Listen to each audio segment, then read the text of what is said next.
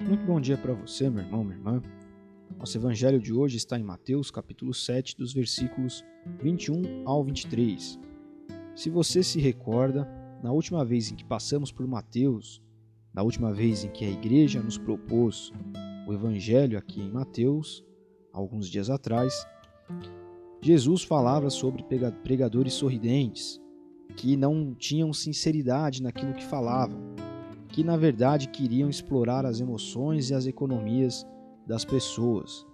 Algo que nós vemos cotidianamente, né? E que na verdade não é específico da nossa era, mas em toda a era da igreja sempre houve aqueles oportunistas, né? Que tentaram usar a mensagem de Jesus para então obter benefício próprio, benefício para si mesmos.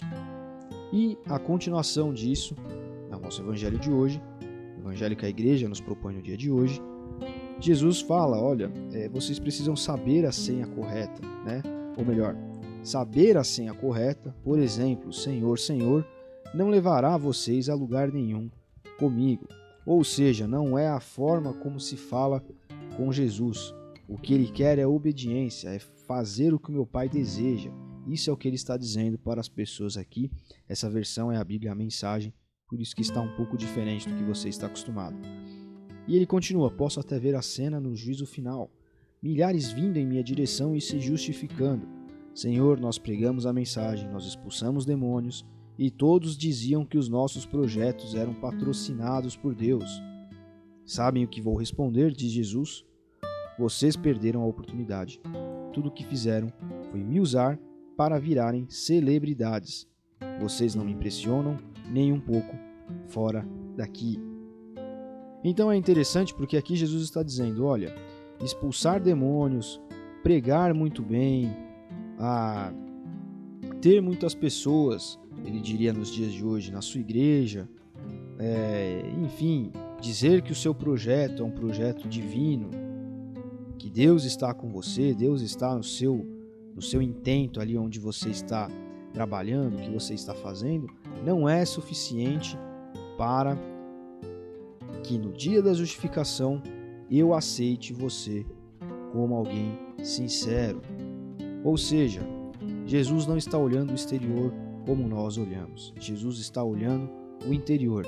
É chover no molhado falar isso aqui para você, porque nós já falamos bastante nos nossos evangelhos sobre isso. Jesus está olhando o interior.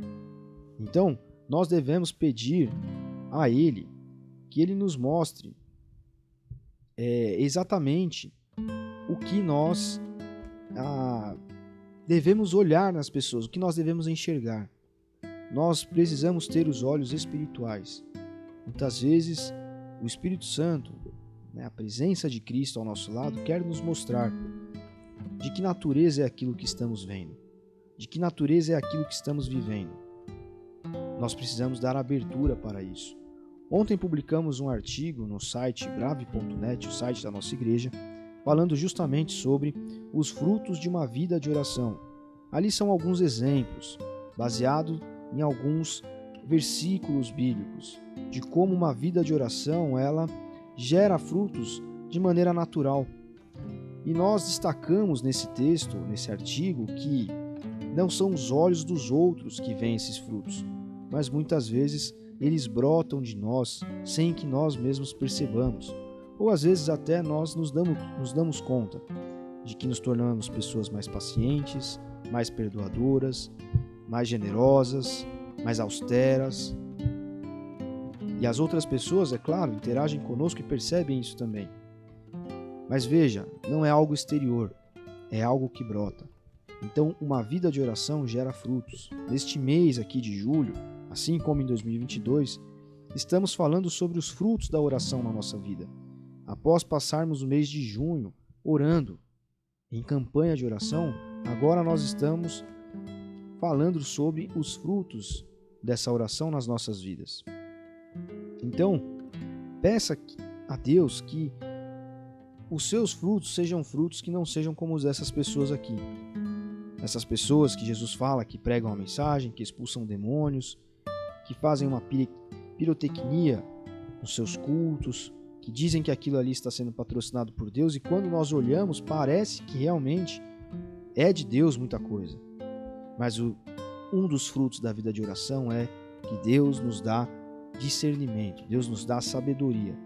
Discernir é olhar e saber o que aquilo é. Não é só conhecer, mas é saber, olha, isso aqui é azul, azul, isso aqui é azul marinho, isso aqui é azul turquesa, isso aqui é azul celeste, isso aqui é azul bebê. Veja, não é só olhar que é azul, mas é um olhar mais profundo sobre de que natureza é aquele azul que você está enxergando. Deus, ele concede àquele que pede olhos espirituais, para que nós possamos enxergar aquilo que provém dele de fato e o que não provém. Creia nisso. Busque viver isso na sua vida. Busque viver frutos dos seus momentos de oração. Peça a Deus que ele ajude você a colher esses frutos nas árvores espirituais que ele tem colocado à sua disposição. Isso demanda um autoexame profundo. Então pratique o seu autoexame todos os dias, no seu momento de oração, de devocional. Olhe para dentro de si, peça a lupa e a lanterna do Espírito Santo para que você veja com os olhos dele, com a lanterna dele, com a lupa dele, com os óculos dele, aqueles frutos que você ainda precisa gerar. E aqueles frutos que sim, você já tem gerado, porque serão frutos que vão abençoar outras pessoas. Deus abençoe você. Até amanhã.